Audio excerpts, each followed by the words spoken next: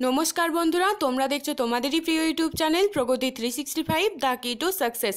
প্রগতি 365-এর আরও একটা ফ্রেশ ভিডিওতে তোমাদের সকলকে স্বাগত জানাই।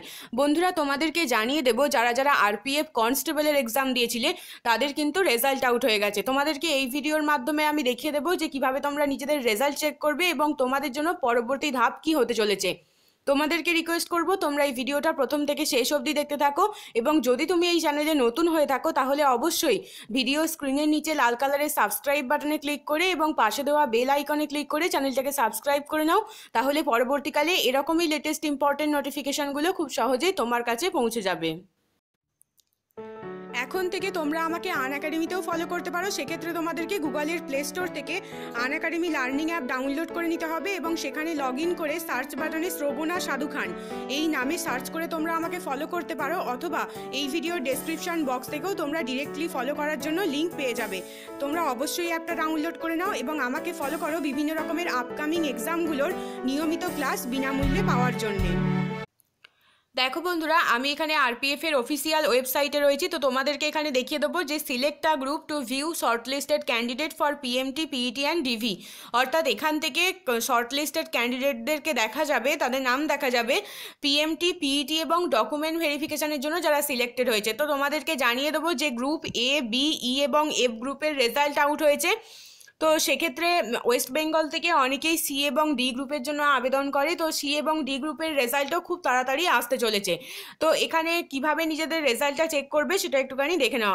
যে কোনো একটা গ্রুপ, যে গ্রুপটাতে তুমি ফর্ম ফিল আপ করেছো, তো সেখানে ক্লিক করবে এবং ভেতরে এই পিডিএফটা ওপেন হয়ে যাবে। তো পিডিএফের মধ্যে চলে আসবে এবং তোমার নামটা আছে কিনা সেটা জানার জন্য এই সার্চ বাটনে সার্চ করবে এবং নিজেদের নামটা এখানে টাইপ করে লিখবে। তাহলে সার্চ করলেই তোমরা তোমাদের নিজেদের নামটা, যদি তোমরা সিলেক্টেড হয়ে থাকো তাহলে হাইলাইটেড অবস্থায় দেখতে পাবে।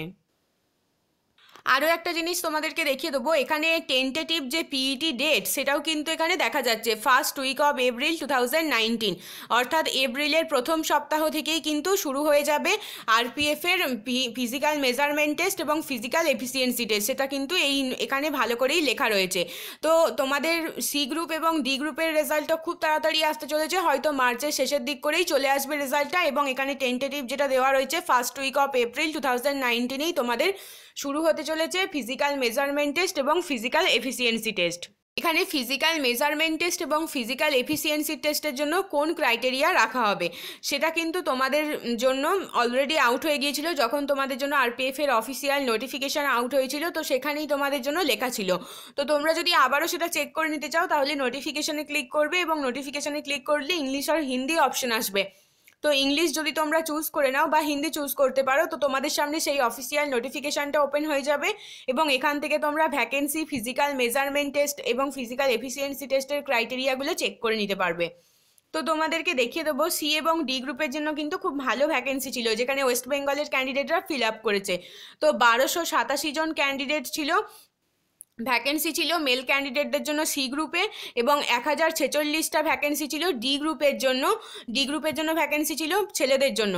আর ফিমেলদের ক্ষেত্রে 1391টা সি গ্রুপের ভ্যাকেন্সি ছিল এবং ডি গ্রুপের ক্ষেত্রে 1006টা ভ্যাকেন্সি ছিল।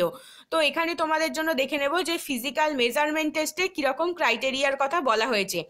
ফিজিক্যাল মেজারমেন্ট টেস্টে ফিমেল এবং মেল কেন্দ্রের জন্য কিন্তু আলাদা আলাদা ক্রাইটেরিয়া রাখা হয়েছে। সেক্ষেত্রে আনরিজার্ভড বা ওবিসি ক্যাটেগরির ছেলেদের ক্ষেত্রে 165 সেন্টিমিটার মিনিমাম হাইটের কথা বলা হয়েছে। এসসি এসটি ক্যাটেগরির ছেলেদের ক্ষেত্রে 160 সেন্টিমিটার মিনিমাম হাইটের কথা বলা হয়েছে। এবং যদি Garhwali, Gorkha, Maratha, Dogra, Kumaonese and other category specified by government, তো সেক্ষেত্রে 163 সেন্টিমিটার মিনিমাম হাইটের কথা বলা হয়েছে ছেলেদের ক্ষেত্রে। এবার চলে আসবো মেয়েদের ক্ষেত্রে কীরকম হাইট প্রয়োজন। আনরিজার্ভড বা ওবিসি ক্যাটেগরির মেয়েদের ক্ষেত্রে মিনিমাম হাইট বলা হয়েছে 157 সেন্টিমিটার।